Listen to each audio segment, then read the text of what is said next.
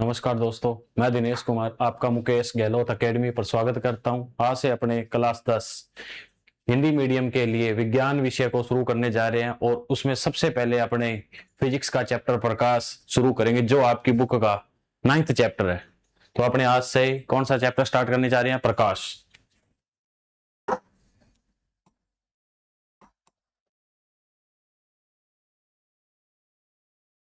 अब प्रकाश क्या है? प्रकाश एक प्रकार की एनर्जी है जो पृथ्वी पर सबसे पहले प्रकाश का स्रोत एकमात्र कौन है? सूर्य। अपने पता है सूर्य है एनर्जी का स्रोत। कौन है? सूर्य है। अब सूर्य से जो प्रकाश आता है वो कौन से रंग का होता है? श्वेत रंग का होता है। सूर्य से आने वाला प्रकाश कौन से रंग का होता है? श्वेत रंग का। सूर्य से आने वाला प्रकाश कौन से रंग का होता है? श्वेत रंग का होता है। और इस श्वेत रंग के अंदर 7 रंग और होते हैं। इस श्वेत रंग के अंदर कितने रंग होते हैं? 7 रंग होते हैं। अब इन सातों को अपने याद कर सकते हैं। याद करने का एक छोटा सा फॉर्मूला है, ट्रिक है। ट्रिक है भेजा निह पिनाला। भेजा निह पिनाला। एक व्यक्ति है जिसमें भेजा नहीं है, एक व्यक्ति है जिसमें भेजा ही नहीं है। भेजा नहीं है तो वो भाई क्या कर रहा है? गंदा नाला पी रहा है। भेजा नहीं है इसलिए वो क्या पी रहा है? गंदा नाला। इससे अपनी एक ट्रिक बन जाती है। श्वेत प्रकाश में कितने रंग? 7 रंग। और 7 रंगों की ट्रिक क्या है? भेजा नहीं है पिनाला। वैसे बैंगनी, जा से जामुनी,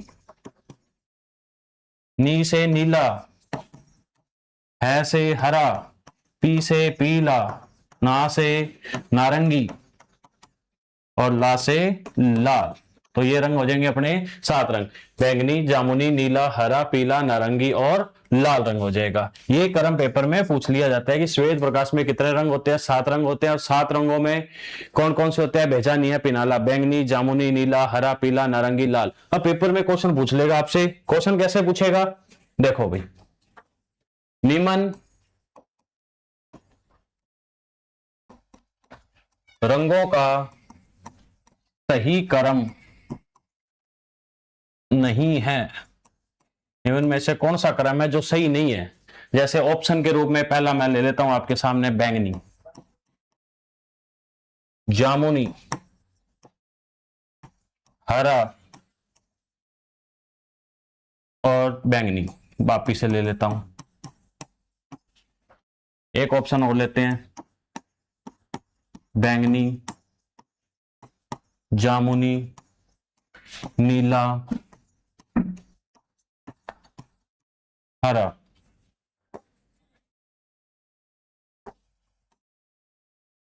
नीला।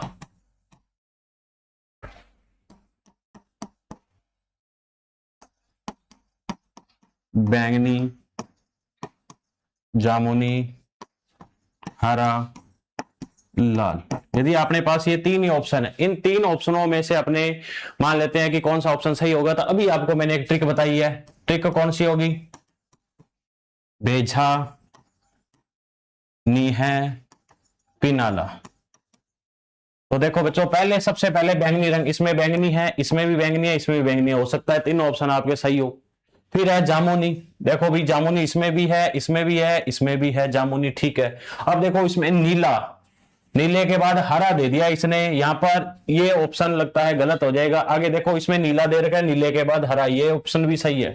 अब देखो इसमें बैंगनी है, बैंगनी के बाद जामुनी है, जामुनी के बाद इसने नीला नहीं लिया, कोई बात नहीं, लेकिन इसने हरा ले लिया, हरा ठीक है। उसके बाद ये पीला लाल नहीं लेके इसने ये लाल रंग ले लिया, तो ये भी सही रहेगा। इसलिए अपने ये दोनों ऑप्शन सही रहेंगे और ये ऑप्शन गलत है। तो इसका अर्थ है इसने क्या पूछा? निम्न में से कौन सा सही क्रम नहीं है। तो कौन सा क्रम सही नहीं था? ये वाला गलत था। तो इसलिए अपना राइट ऑप्शन कौन सा हो जाएगा?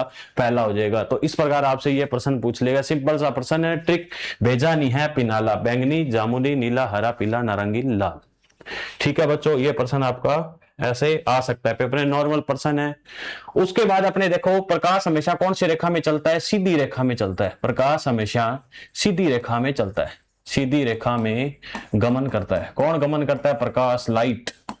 प्रकाश की जो किरण है एकदम सीधी रेखा में गमन करती है। जब इसके मार्ग में अपने क्या रख दे? एक छोटी सी अपारदर्शी वस्तु रख दे। छोटी क्या रख दी है भैया? अपारदर्शी वस्तु रख दो। प्रकाश सीधी रेखा में गमन करता है जब उसके मार्ग में एक छोटी वस्तु रख दी जाती है। जब उसके मार्ग में एक छोटी वस्तु रख दी जाती है तो वह क्या करता है भाई, उस वस्तु के किनारों से जाता है। उस वस्तु के कहां से जाता है, किनारों से जाता है। जब प्रकाश के मार्ग में एक छोटी अपारदर्शी वस्तु रख दी जाए तो यह उसके कहां से जाता है, किनारों से जाता है। इस घटना को अपने क्या बोलते हैं, विवर्तन बोलते हैं।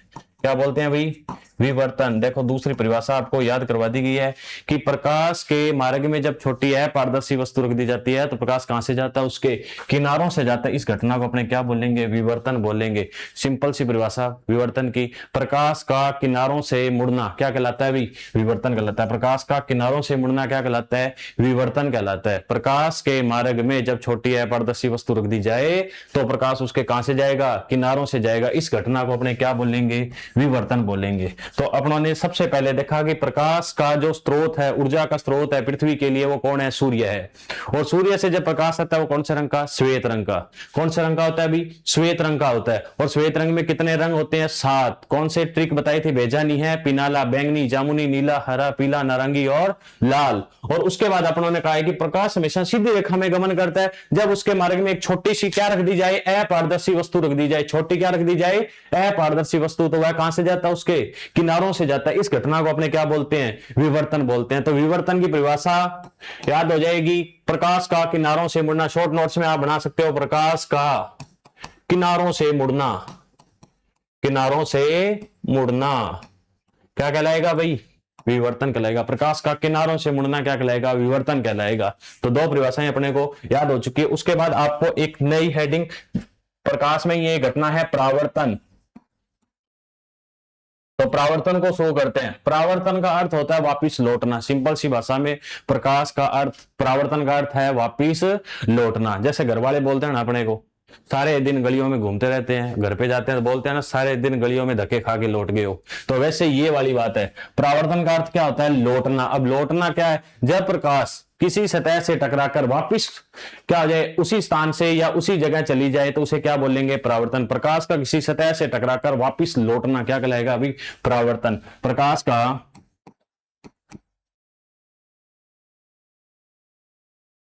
सतह से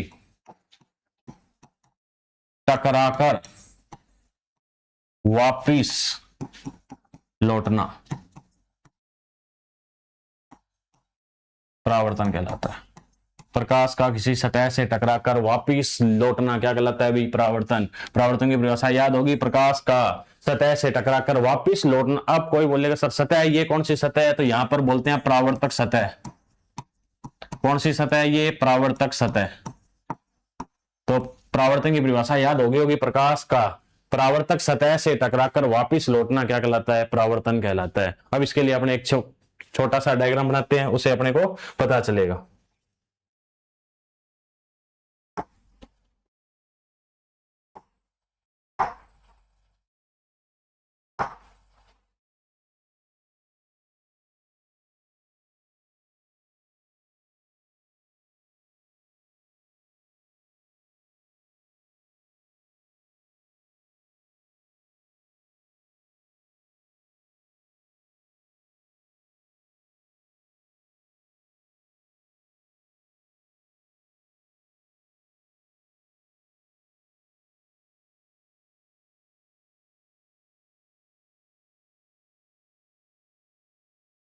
देखो भाई ये परावर्तन का चित्र हो जाएगा।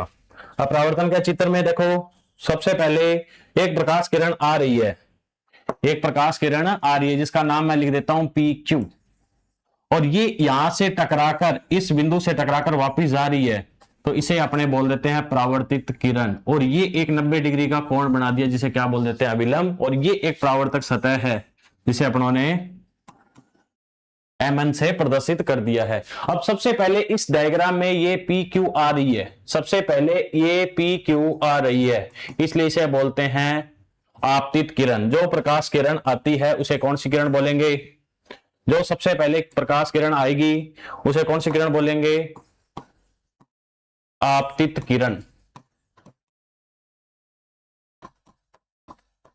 फिर इस बिंदु पर आ रही है O पर, तो इसलिए इसे बोलेंगे आपतन बिंदु।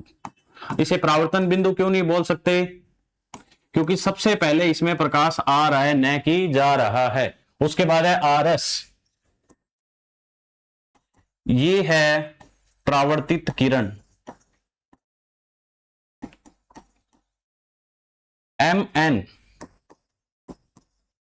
ये है परावर्तक सतह। और यहां पर है एल ओ, ये है अभिलंब 90 डिग्री का कोण। तो सबसे पहले पी क्यू आपतित किरण, उसके बाद आपतन बिंदु, फिर आर एस परावर्तित किरण, एम एन परावर्तक सतह, एल ओ अभिलंब। सबसे पहले पी क्यू आ रही है, इसलिए इसे कौन सी किरण बोलेंगे? आपतित किरण। सबसे पहले जो किरण आती है उसे बोलेंगे आपतित किरण। पी क्यू है कौन सी किरण? आपतित किरण। आर एस कौन सी किरण है? परावर्तित किरण। एम एन कौन सी है? परावर्तक सतह। ओ, एल और ओ कौन है? अभिलंब। और यहां पर जो बच गया ये एल ओ क्या है? अभिलंब है।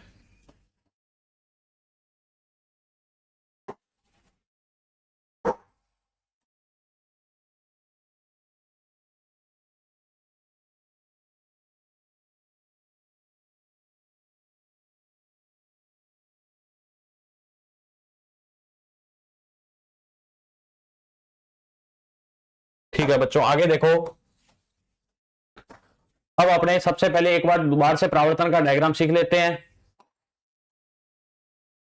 देखो सबसे पहले ये प्रकाश किरण बढ़ाने के लिए अपने सबसे पहले परावर्तक सतह लेते हैं। ये है परावर्तक सतह, सबसे पहले परावर्तक सतह। उसके बाद ये प्रकाश किरण आ रही है पी क्यू, फिर ये आर एस, इनके बीच में 90 डिग्री का कोण बना देते हैं ओवल, ये आई और ये हो जाएगा आर। अब कोई बोलेगा सर पहले डायग्राम बनाया था उसमें आई और आर नहीं बताया था। अब बताता हूं। देखो आई क्या होता है? आपतन कोण, और इसकी परिभाषा पूछ ली जाती है पेपर में भी। आपतन कोण किसे कहते हैं? आपतन कोण देखो कौन कौन सी किरणों के बीच में है। ये पी क्यू है आपतित किरण, आपतित किरण, और आर एस है परावर्तित किरण, और एल ओ यहां पर है अभिलंब। जो आई है वो पी क्यू आपतित किरण और एल ओ अभिलंब के बीच में है।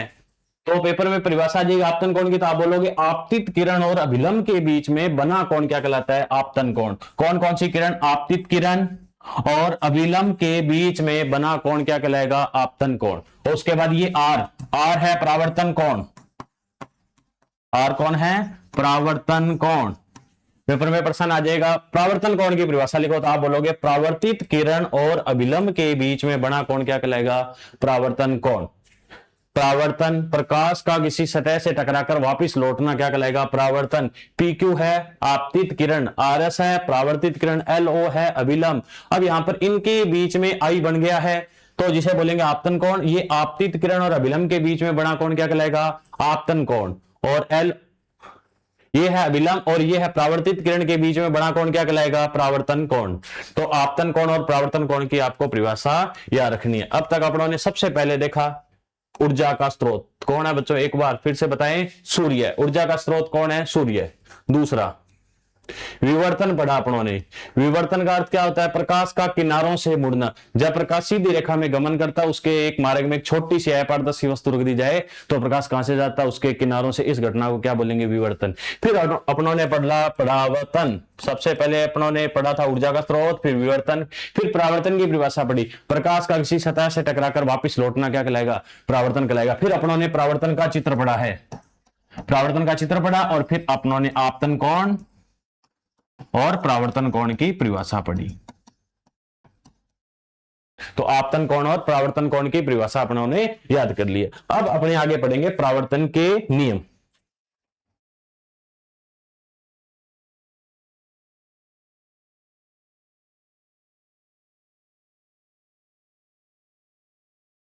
परावर्तन के नियम देखो, परावर्तन के नियम बच्चों आपको याद हो जाते हैं।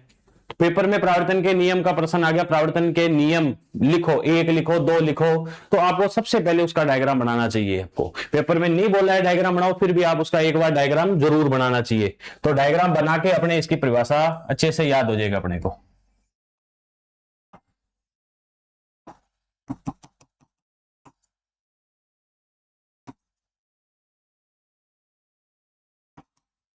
देखो ये पी क्यू है, यहां पर सबसे पहले मैंने लिया पी क्यू। ये पी क्यू कौन सी किरण है? आपतित किरण। पी क्यू कौन सी किरण है? आपतित किरण। फिर है आर एस, ये है परावर्तित किरण। फिर है एल ओ, अभिलंब। तीनों के तीनों एक ही तल में होते हैं।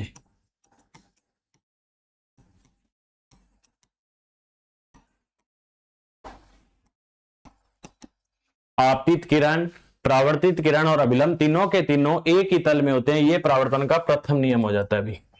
एक ही तल का अर्थ क्या होता है भाई? जैसे कि अपने मैथ में पढ़ते हैं, दो तल पढ़े हैं आपने, जैसे कि एक तो एक्स तल हो गया और ये हो गया वाई तल, और एक और होता है जेड तल, जिसको ऐसे लिया जाता है लेकिन उसको प्रदर्शित करने के लिए अपने ऐसे प्रदर्शित कर दे देते हैं, ऐसे तिरछा प्रदर्शित कर दिया जाएगा। ये तीसरा तल होता है जिसे जेड तल बोलते हैं।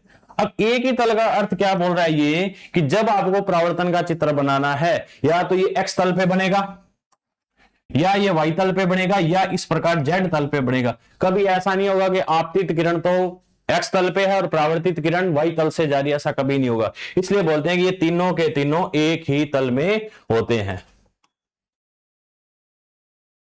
अब है परावर्तन का दूसरा नियम। परावर्तन का दूसरा नियम सबसे ज्यादा इंपॉर्टेंट, पेपर में यहां से प्रश्न आता है। आपतन कोण,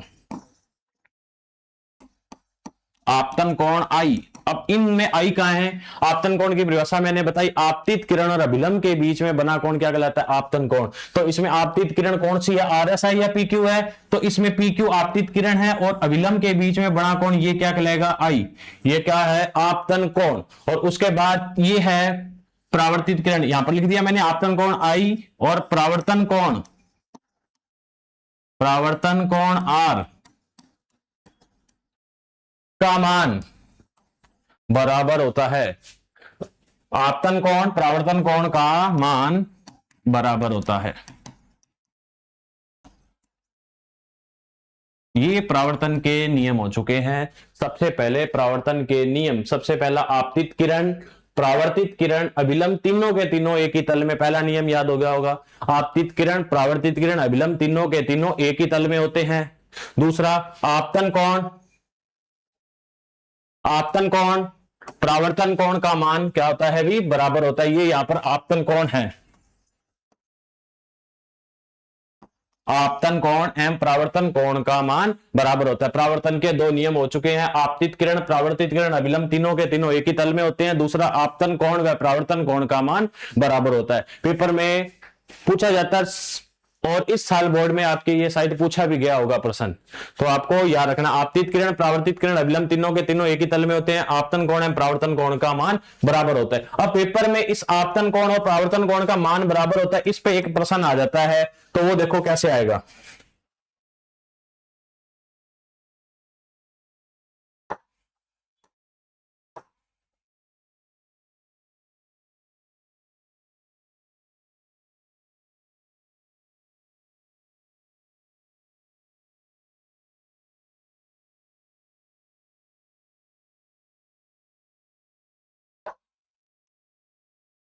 बोल दिया जाएगा इस कोण का मान 50 डिग्री है।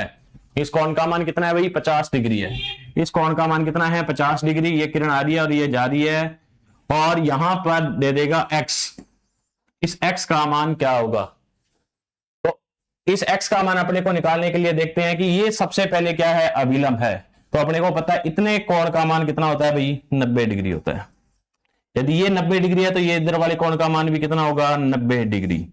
अब ये किरण आ रही है तो इसका क्या नाम हो जाएगा? आपतित किरण। ये कौन सी किरण है?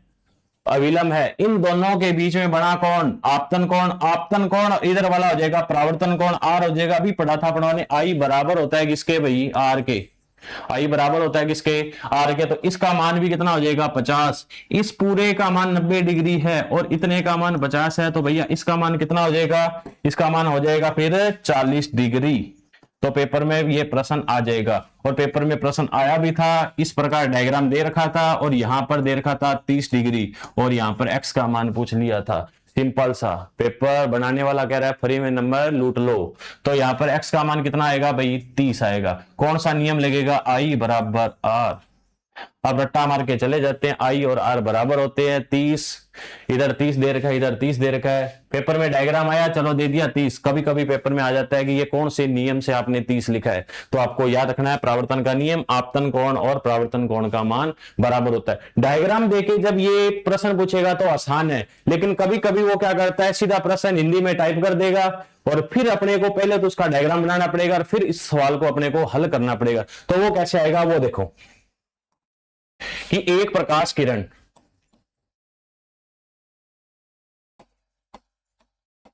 सतह पर 40 डिग्री कोण से आपतित हो रही है।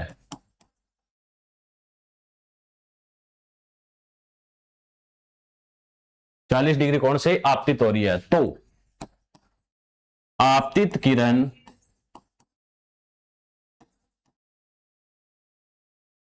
एवं परावर्तित किरण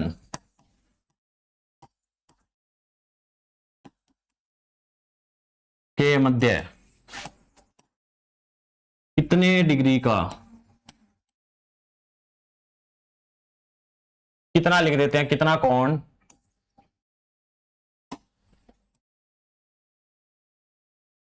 मध्य कितना कोण बनेगा।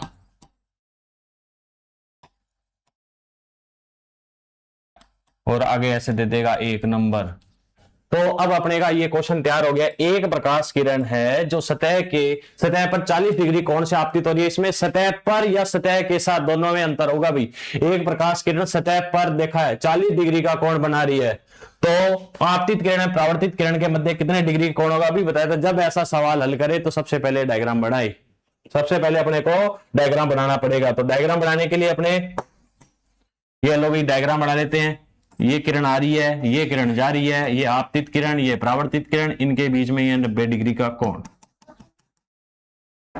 अब इसने कहा पी क्यू, ये आर एस, ये एम और एन, ये ओ और ये एल। अब इसने कहा है कि एक प्रकाश किरण सतह पर 40 डिग्री कोण से आपतित हो रही है, यानी कि आपतन कोण का मान उसने कितना दे दिया भाई 40।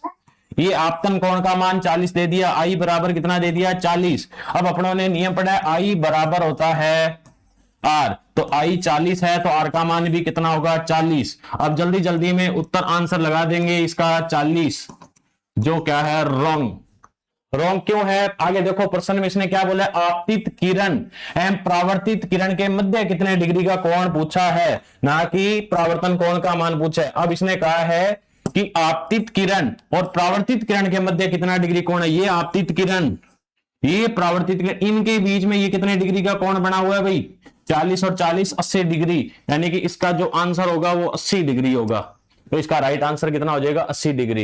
एक प्रकाश सतह पर 40 डिग्री कोण से आपतित हो रहा है, ये प्रश्न दे रखा है। आपतित किरण परावर्तित किरण के मध्य कितने डिग्री का कोण होगा 80 डिग्री का कोण हो जाएगा। एक ये तो यहां पर दे रखा था सतह पर, और एक प्रश्न में लाइन दे देगा सतह के साथ, सतह के साथ। फिर देखते हैं अपने आंसर का आंसर क्या होगा। दोबारा से मैं प्रश्न लिखता हूं एक नया और। एक प्रकाश किरण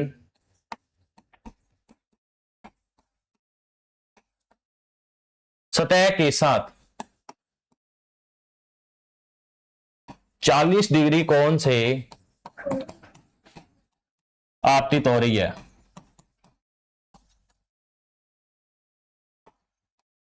तो आपतित किरण एवं परावर्तित किरण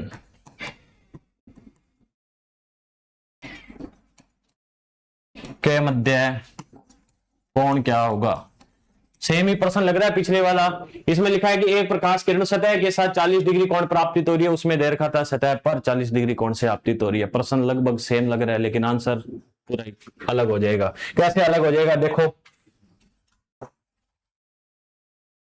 ये किरण आ रही है पी क्यू और ये किरण जा रही है आर एस, ये बीच में 90 डिग्री का कोण, ये आई और ये आर और ये सतह। अब इसने कौन से कोण का मान दिया वो देखते हैं। अब इसने कहा है कि एक प्रकाश किरण सतह के साथ कितने डिग्री का कोण बना रही है, 40 डिग्री का। सतह के साथ कितने डिग्री का कोण बना रही है, 40 डिग्री का। यानी कि कौन से कोण का मान दिया है, इस कोण का मान या इस कोण का मान। ये आपतित किरण, ये सतह, इनके बीच में ये कोण दे रखा है इसने 40 डिग्री का। यदि ये 40 डिग्री का है तो ये कोण कितने डिग्री का हो जाएगा भाई, ये कितने डिग्री का कोण हो जाएगा, ये हो जाएगा फिर 50 डिग्री का कोण। ये कितने डिग्री का कोण हो जाएगा, 50 डिग्री। ये कलर दिखाई नहीं दे रहा था, दूसरा लिख देता हूं यहां पर। ये कितने डिग्री का कोण हो जाएगा, 50। अभी अपनों ने नियम पढ़ा था I बराबर होता है R, तो इसका मान 50, तो इसका मान भी कितना होगा, 50। अब देखो आगे प्रश्न क्या बोल रहा है कि आपतित किरण एवं परावर्तित किरण के मध्य कितने डिग्री का कोण हो जाएगा। ये पूरा कोण पूछा है, तो 50 और 50 कितना हो जाएगा, इसका आंसर 100। तो इसका आंसर 100 रहेगा, 80 नहीं रहने वाला, क्योंकि इसने न की सतह के साथ बोला है, न की सतह पर। सतह के साथ बोला है, सतह के पर नहीं बोला, सतह के साथ बोला, इसलिए इसका आंसर क्या हो जाएगा, 100 डिग्री हो जाएगा। ठीक है भाई। अब अपने आगे पढ़ेंगे परावर्तन होता किससे है। अपनी किताब में दर्पण से परावर्तन की व्याख्या दे रखी है, तो सबसे पहले अपने देखेंगे दर्पण क्या होता है। दर्पण क्या होता है, वही होता है जो सुबह सुबह देखते हो। क्या देखते हो रे सुबह सुबह, गुरु जी मम्मी दे दिया चाह को प्यालो और वो देख लिया पी लिया आ जावा स्कूल में, नहावा ही को नहीं कई बार। तो दर्पण, जिसको आम भाषा में आप शीशा बोल देते हो, शीशा है, लेकिन शीशा एक तत्व भी है भाई जिसको पीबी से लिखते हैं, याद है क्या आपको। तो ठीक है, इसको शीशा नहीं अपने दर्पण ही याद रखेंगे, क्या है, दर्पण है। अब ये पहले क्या था, कांच था भाई। दर्पण क्या था, कांच का टुकड़ा था, कोई कांच का क्या था, टुकड़ा था। और उसके पीछे क्या कर दी, पॉलिश कर दी। उसके पीछे क्या कर दी भाई, पॉलिश। उसके पीछे क्या कर दी, पॉलिश कर दी। और पॉलिश करने के बाद उसकी जो सतह है वो कौन सी हो जाती है, परावर्तक सतह। क्या बन जाती है भाई, परावर्तक सतह। क्या बन जाती है भाई, परावर्तक सतह। दर्पण कांच का टुकड़ा है जिसके पीछे अपनों ने क्या कर दी, पॉलिश कर दी, और उसकी परावर्तक सतह बन जाती है। और ये क्या करता है, फिर परावर्तन का काम करना शुरू कर देता है, इसलिए इसे क्या बोलते हैं, दर्पण। तो दर्पण की परिभाषा याद होगी, कांच का टुकड़ा जिसके पीछे पॉलिश करने पर वह परावर्तन का कार्य करने लग जाता है, उसे क्या बोलते हैं, दर्पण। कांच का टुकड़ा है जिसके पीछे पॉलिश कर दी जाए तो वह क्या करता है भाई, किसका काम करता है, परावर्तक सतह का, और वो क्या कहलाएगा, दर्पण। तो कांच का टुकड़ा जिसके पीछे पॉलिश कर दी, पॉलिश करने के बाद वो परावर्तन का काम करता है, उसे क्या बोलेंगे, दर्पण। अब दर्पण परावर्तक सतह के आधार पर कितने प्रकार के होते हैं वो देखो। परावर्तक सतह के आधार पर दर्पण कितने होते होंगे भी, परावर्तक सतह के आधार पर दर्पण। परावर्तक सतह के आधार पर दर्पण 2 प्रकार के होते हैं। अब 2 प्रकार के, कोई बोलेगा सर अवतल और उत्तल क्या, नहीं है भाई। परावर्तक सतह के आधार पर एक तो होता है समतल दर्पण जो सुबह सुबह आप देखते हो, और एक होता है गोलीय दर्पण। अब इसकी परिभाषा तो आपको 1 मिनट में याद हो जाएगी। क्यों हो जाएगी, क्योंकि इसने कहा परावर्तक सतह के आधार पर। परावर्तक सतह का आधार का अर्थ है ऐसा दर्पण जिसकी परावर्तक सतह समतल हो, तो वो कौन सा दर्पण कहलाएगा, समतल दर्पण। और ऐसा दर्पण जिसकी परावर्तक सतह कैसी हो, गोल हो, वो कौन सा दर्पण कहलाएगा, गोलीय दर्पण। तो समतल दर्पण की परिभाषा क्या हो जाएगी, ऐसा दर्पण जिसकी परावर्तक सतह कैसी हो भाई, समतल हो, तो वो कौन सा दर्पण कहलाएगा, समतल दर्पण। ऐसा दर्पण जिसकी परावर्तक सतह समतल हो, कौन सा दर्पण कहलाएगा, समतल दर्पण। दूसरा गोलीय दर्पण, ऐसा दर्पण जिसकी परावर्तक सतह कैसी हो भाई, गोल हो, परावर्तक सतह गोल हो, परावर्तक सतह गोल हो, कैसी हो भाई, गोल, वो कौन सा दर्पण कहलाएगा, गोलीय दर्पण। अब सर गोल बना लेता हूं, ये लो भाई गोल बन गई। सर अब कोई बोलेगा सर अंदर की तरफ जाऊं, उभरे हुए भाग की तरफ जाऊं, जहां मन करे वहां जाओ भाई। अंदर की तरफ जाओगे तो ऐसे अंदर ऐसे अवतल बन जाएगा। यदि परावर्तक सतह गोलीय दर्पण में अंदर की ओर है तो वो कौन सा दर्पण होगा, अवतल। और यदि उभरी हुई है, उभरा हुआ भाग है, तो वो कौन सा दर्पण कहलाएगा, उत्तल दर्पण कहलाएगा। ऐसा दर्पण जिसकी परावर्तक सतह समतल हो, समतल दर्पण कहलाएगा। ऐसा दर्पण जिसकी परावर्तक सतह गोल हो, वो कौन सा दर्पण कहलाएगा, गोलीय दर्पण कहलाएगा। ठीक है, तो आगे देखो इसको। परावर्तक सतह के आधार पर दर्पण अभी बताए हैं 2। परावर्तक सतह के आधार पर कौन है भाई, दर्पण। परावर्तकता के आधार पर कौन है? दर्पण। अभी बताए कितने प्रकार के? दो प्रकार के।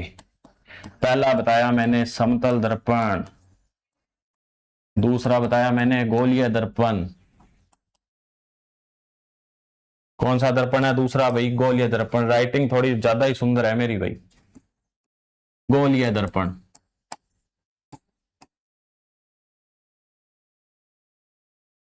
परावर्तक सतह के आधार पर दर्पण एक तो है समतल दर्पण और एक है गोलीय दर्पण। अब समतल दर्पण की यदि अपने को परिभाषा लिखनी हो तो क्या लिखेंगे भाई? ऐसा दर्पण जिसकी परावर्तक सतह समतल हो,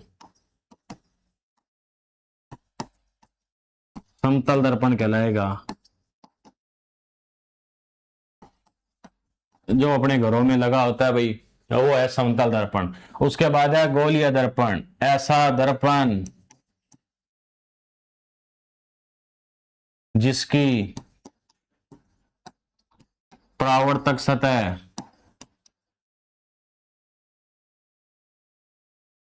गोल हो, गोलीय दर्पण कहलाता है।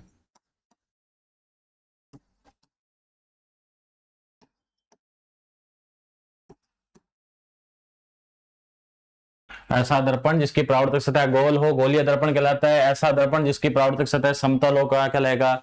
समतल दर्पण कहलाएगा। अब ये गोलीय दर्पण में सर दो बातें और हो सकती है सर, अंदर की ओर जाएं कि बाहर की ओर जाएं? अंदर की ओर जाएं, बाहर का अर्थ है उभरा हुआ भाग वाली तरफ जाए। यदि आप अंदर जा रहे हो तो भैया अवतल, और यदि आप बाहर जा रहे हो तो उत्तल। तो ये अपने पास हो गए दर्पण। दर्पण परावर्तक सतह के आधार पर दर्पण, समतल दर्पण ऐसा दर्पण जिसकी परावर्तक सतह समतल हो, समतल दर्पण कहलाएगा। गोलीय दर्पण ऐसा दर्पण जिसकी परावर्तक सतह गोल हो, गोलीय दर्पण कहलाएगा। यदि गोलीय में अंदर जा रही हो तो अवतल कहलाएगा, यदि उभरे हुए भाग की तरफ जा रहे हो तो वो उत्तल कहलाएगा। अब इसका मैं आपको डायग्राम बना देता हूं अवतल के लिए, तो ये वाला डायग्राम रहेगा। ये पॉलिश वाला भाग है, ये है इसकी परावर्तक सतह। ये कौन सी सतह है भाई? इसकी परावर्तक सतह। और कहां है? अंदर की ओर है, तो इसलिए इसे कौन सा दर्पण बोलेंगे? अवतल। और उभरे हुए भाग वाले में ये बना लेते हैं, ये है इसकी परावर्तक सतह, पॉलिश हो जाएगी अंदर की ओर। यदि आपसे पेपर में प्रश्न आ जाए कि अवतल दर्पण में परावर्तक सतह कहां होती है? अंदर की ओर। और पॉलिश कहां होती है? उभरे हुए भाग की ओर होती है। और उत्तल दर्पण में पॉलिश कहां होती है? अंदर वाले भाग पर होती है, और परावर्तक सतह उभरे हुए भाग पर होती है। तो अवतल, उत्तल और समतल दर्पण की आपको परिभाषा याद होगी। तो समतल दर्पण की परिभाषा, ऐसा दर्पण जिसका परावर्तक सतह कैसी हो? समतल दर्पण हो।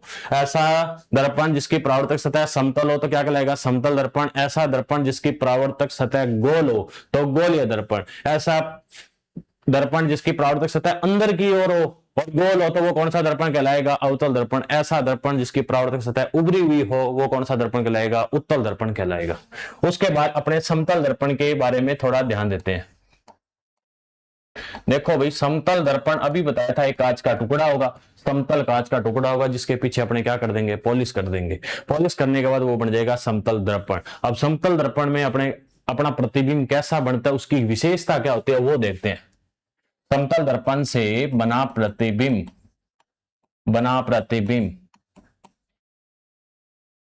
अब कैसा बनता है? समतल दर्पण से प्रतिबिंब अपने थोड़ा सा ध्यान देते हैं।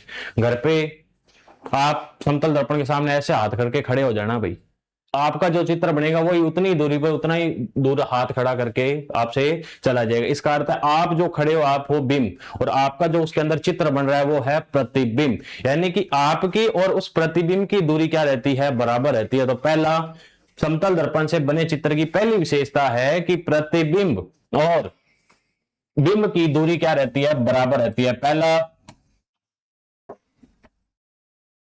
पहला इसमें रहेगा बिंब एवं प्रतिबिंब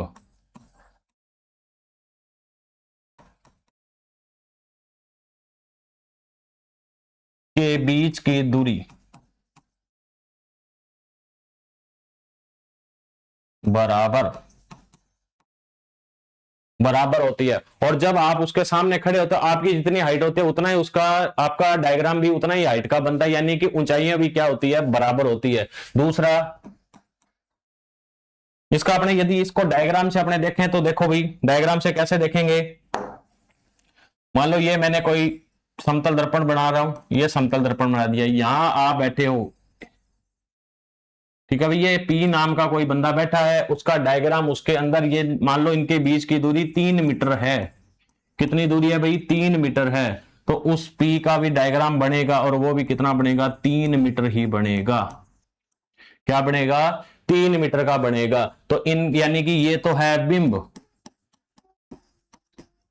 और ये है इसका प्रतिबिंब, दोनों के बीच की दूरी क्या रहती है, बराबर रहती है। ये 3 मीटर है तो ये भी 3 मीटर होगा। और पेपर में बोर्ड में आया हुआ है ये प्रश्न, 3 मीटर वाला ही प्रश्न आया था, ऐसे डायग्राम दे रखा था, यहाँ एक बंदा रख रखा था, बोलते हैं कि इसकी दूरी मान लो 5 है, तो यहां ये बिंब और प्रतिबिंब के बीच की दूरी कितनी हो जाएगी भाई, ये 5 है तो ये भी कितना होगा, 5, दोनों का मान हो जाएगा 10। तो बिंब और प्रतिबिंब के बीच की दूरी कितनी होगी भाई, 10 हो जाएगी। पहला नियम, यानी कि प्रतिबिंब जो बनता है उसका क्या गुण होता है कि बिंब एवं प्रतिबिंब के बीच की दूरी क्या होती है, बराबर होती है। अभी आपको बताया था। दूसरा, इसकी ऊंचाइयां भी क्या होती है, बराबर होती है। ऊंचाई भी क्या होती है भाई, बराबर होती है। अब तीसरा, जो दर्पण के अंदर आपका चित्र बना है उसको आप छू सकते हो क्या, छू नहीं सकते, क्योंकि अपने छुएंगे तो दर्पण, जैसे मान लेते हैं ये मेरा बोर्ड भी क्या है, एक प्रकार का समतल ही है, इसको मैं अंदर, इसके अंदर मेरी यदि परछाई बनेगी तो मैं उसको छू नहीं सकता, मैं सिर्फ दर्पण की सतह छू सकता हूं। तो ऐसा दर्पण जिसको आप छू ही नहीं सकते हो, पर्दे पर प्राप्त नहीं कर सकते हो, तो वो होता है आभासी चित्र। और समतल दर्पण से जो चित्र बनेगा वो हमेशा आभासी होगा। जो चित्र बनेगा वो क्या होगा, आभासी होगा। और आभासी हमेशा सीधा ही होता है। आभासी हमेशा क्या होता है, सीधा होता है। क्योंकि आभासी का अर्थ है कल्पना के रूप में डायग्राम बनाए, और कल्पना अपने कभी गलत काम की नहीं करेंगे। अपने ये बोलेंगे कि बड़े हो गए, अपने कोई यूपीएससी क्लियर करेंगे, कोई नेता बने, ये बनेंगे। कोई ऐसे सोचता है क्या कि मैं बड़ा हो गया चोर बनूंगा, डाकू बनूंगा, नहीं सोचते। अपने क्या करते हैं, कल्पना अपने क्या करते हैं, हमेशा सीधी करते हैं, लेकिन वास्तव में काम उल्टा ही हो जाता है। तो याद रख लेना, आभासी आएगा तो वहां पर डायग्राम हमेशा सीधा होगा, चाहे कोई भी दर्पण हो, समतल हो, उत्तल हो, अवतल, जो भी डायग्राम आभासी का नाम आते हैं हमेशा डायग्राम कैसा बनेगा, सीधा बनेगा। हमेशा डायग्राम कैसा बनेगा, सीधा बनेगा। और वास्तविक जहां नाम आ जाएगा वास्तविक, वहां हमेशा डायग्राम बनेगा उल्टा। ठीक है, तो अब इस पे एक मैं आपसे प्रश्न पूछ ही लेता हूं कि समतल दर्पण से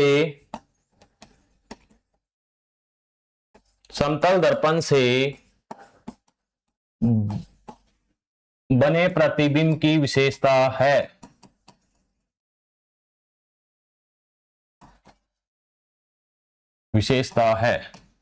तो उसमें पहला, जैसे मैंने ऑप्शन दे दिया, वास्तविक एवं सीधा। दूसरा, वास्तविक तथा उल्टा।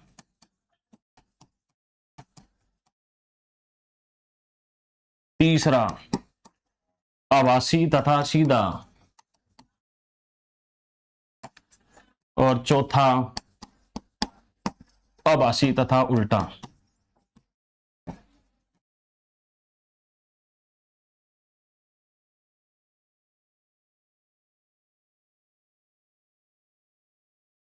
देखो भाई, ये ऑप्शन होंगे, चाहे दर्पण हो, समतल, चाहे उत्तल, चाहे अवतल, यही ऑप्शन रहने वाले हैं। दो ऑप्शन को तो आंख बंद करके काट देना है कि भैया जहां वास्तविक होगा वहां कभी भी सीधा नहीं होगा। वास्तव में काम कभी सीधे नहीं करने हैं, काम उल्टे होने हैं। तो कितना ही जोर लगा लेना, काम वास्तव में क्या करोगे, उल्टे ही करोगे। तो ये तो कतई नहीं होगा, चाहे दर्पण कोई हो, समतल हो, चाहे उत्तल हो, चाहे अवतल हो, जहां वास्तविक आ गया और उसके आगे वास्तविक के आगे सीधा लिख दिया तो वो आंख बंद करके गलत है, ये तो कभी नहीं होने वाला। अब वास्तविक एवं उल्टा शायद ये हो सकता है, क्योंकि ये थोड़ा सा कॉम्बिनेशन सही जच रहा है, वास्तविक एवं उल्टा। ठीक है जी, अभी बताया था आभासी एवं सीधा। आभासी कल्पना सीधे काम की करते हैं, ये ऑप्शन भी हो सकता है। और आभासी और उल्टा तो कभी नहीं होगा, उल्टे काम का तो सोचना ही नहीं है भाई, कल्पना ही नहीं करनी है, सपने ही नहीं लेने उल्टे काम के। तो आभासी है, उल्टा भी नहीं होगा। अब अपने पास बच गए ये दो ऑप्शन, चाहे दर्पण कोई हो, चाहे समतल हो, चाहे उत्तल हो, चाहे अवतल हो, ये दो ऑप्शन तो पहला और ये लास्ट वाला ऑप्शन तो कभी भी नहीं करना है, आंख बंद करके नहीं करना, नहीं आ रहा है तो भी नहीं करना है भाई। वास्तविक एवं सीधा और आभासी एवं उल्टे पर तो कभी भी निशान नहीं लगाना है, निशान लगाना है या तो वास्तविक और उल्टे पर या आभासी एवं सीधे पर लगाना है। अब देखो समतल दर्पण आपके कहां है, घर पे, घर पे है, तो ये समतल दर्पण आप यहां पर ये लो भाई, ये बैठे कर रहे हो अपना मेकअप कर रहे हो, तो आपका उसमें डायग्राम बनता है। ऐसा थोड़ी है कि आप उसमें चेहरा देख रहे हो और आपकी टांगे दिखाई दे रही है ऊपर की ओर आगे, तो कैसा होता है डायग्राम, सीधा होता है कि उल्टा होता है? तो डायग्राम होता है सीधा, तो इसलिए इसका आंसर क्या रहेगा भाई, ये 3 नंबर रहेगा। तो ये पेपर में ऐसे आ जाएगा कि वहां पर सर सीधा तो होता है, वो तो पता है, अब आप भूल गए आभासी था कि नहीं था। तो सीधी सी बात है, जिसको आप छू नहीं सकते तो वो कौन सा डायग्राम है भाई, कौन सा डायग्राम है? पर्दे पर जिसको प्राप्त नहीं कर सकते वो आभासी डायग्राम होगा। तो समतल दर्पण से बने प्रतिबिंब की विशेषता है आभासी एवं सीधा, आभासी एवं सीधा हो जाएगा। ठीक है भाई, ये याद रहेगा आपको। तो पहला दूरी क्या रहती है, बराबर, दूरी बराबर होती है। दूसरा ऊंचाई बराबर होती है, ऊंचाई भी क्या होती है, बराबर होती है। तीसरा आभासी तथा आभासी एवं सीधा होता है, आभासी के आगे उल्टा नहीं करना और वास्तविक के आगे कभी सीधा नहीं करना। और चौथा पार्श्व प्रावर्तन होता है, ये थोड़ा सा नया पंगा गया, पार्श्व प्रावर्तन होता है। पार्श्व प्रावर्तन का अर्थ होगा जिसमें दायां भाग बायां दिखाई देगा और बायां भाग दायां दिखाई देगा। अब जैसे ये लोगो लगा हुआ है मेरे, इस लोगो को ये देखेंगे तो ये क्या हो जाता है, इधर की तरफ दिखाई देने लग जाएगा। तो ये कौन सा हो जाएगा, दूरी बराबर होती है, ऊंचाई बराबर होती है, आभासी एवं सीधा होता है, पार्श्व प्रावर्तन होता है। पार्श्व प्रावर्तन का अर्थ होगा जो राइट भाग होगा वो लेफ्ट बन जाएगा, लेफ्ट भाग क्या बन जाएगा, राइट बन जाएगा। यदि मैं पी को दर्पण के सामने लगाऊंगा तो मेरे को वो क्यू दिखाई देगा भाई, कैसा दिखाई देगा, क्यों दिखाई देगा। तो समतल दर्पण में दूरी बराबर होती है, ऊंचाई बराबर होती है, चित्र आभासी एवं सीधा होता है, पार्श्व प्रावर्तन होता है। पार्श्व प्रावर्तन की परिभाषा यदि आपसे पेपर में पूछ ले तो राइट भाग लेफ्ट बन जाता है, लेफ्ट भाग क्या बन जाता है भाई, राइट बन जाता है। तो दूरी क्या रहती है, बराबर, ऊंचाई बराबर, आभासी एवं सीधा, पार्श्व प्रावर्तन रहता है जिसमें दायां भाग बायां बन जाता है, बायां भाग क्या बन जाता है, दायां बन जाता है। मैं आज आपको अब एक सवाल दूंगा, अंतिम चरण में क्लास के एक सवाल दूंगा जिसको आप कल इसका आंसर करके आप मेरे को जरूर बताएंगे, कमेंट बॉक्स में डालेंगे इसको। और हमारा ये प्लेटफॉर्म अभी नया हमने चालू किया है। यदि हमारी आपको क्लास पसंद आई है तो हमारे चैनल पर आए, वीडियो को देखें और अपने दोस्तों की ओर शेयर करें। और यदि फुल कोर्स आपको चाहिए तो हमारी मुकेश गहलोत एकेडमी पर आकर कोर्स को परचेज करें, कम रेट में अच्छा आपको ज्ञान दिया जाएगा और बोर्ड के जब तक पेपर नहीं होंगे तब तक अपना साथ बना रहेगा। धन्यवाद।